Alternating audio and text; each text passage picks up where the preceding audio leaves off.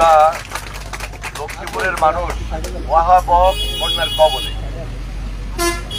বানবাসী মানুষের পাশে দাঁড়ানোর জন্য আমাদের ভারপ্রাপ্ত চেয়ারম্যান জনাব তারেক রহমান নির্দেশ দিয়েছেন, দেশনেত্রী বেগম খালেদা জিয়া পরামর্শ দিয়েছেন, সিদ্ধান্ত জানিয়েছেন।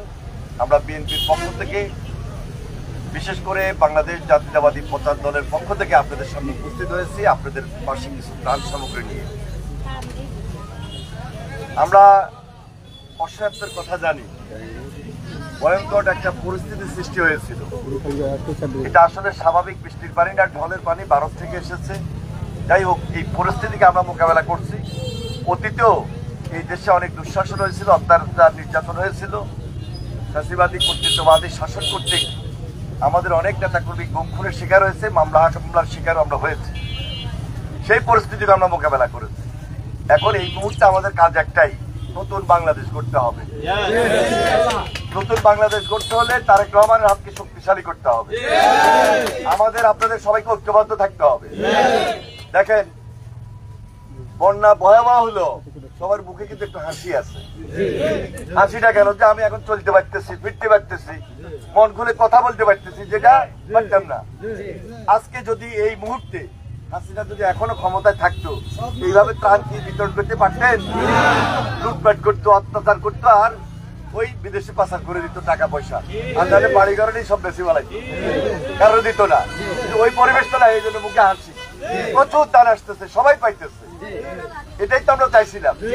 এখন আরেকটা চাওয়া পাওয়া যে একটা স্বাধীন দেশ, স্বাধীন দেশটা যদি আমরা পাইতে হয় আরেকটু ত্যাগ স্বীকার করতে হবে, ধৈর্য ধরতে হবে।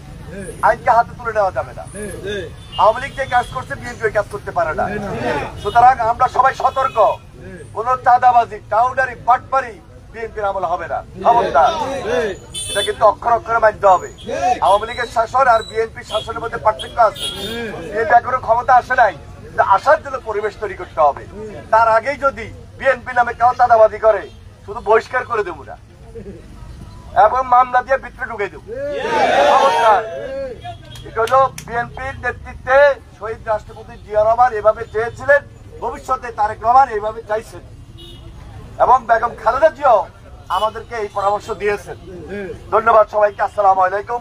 এখন বক্তব্য রাখবেন বাংলাদেশ জাতীয়তাবাদী দলের জাতীয় স্থায়ী কমিটির সম্মানিত সদস্য, আপসীন দেশনেত্রী বেগম খালেদা জিয়ার চিকিৎসার জন্য সার্বক্ষণিকভাবে যিনি নিয়োজিত ডাক্তার A.J.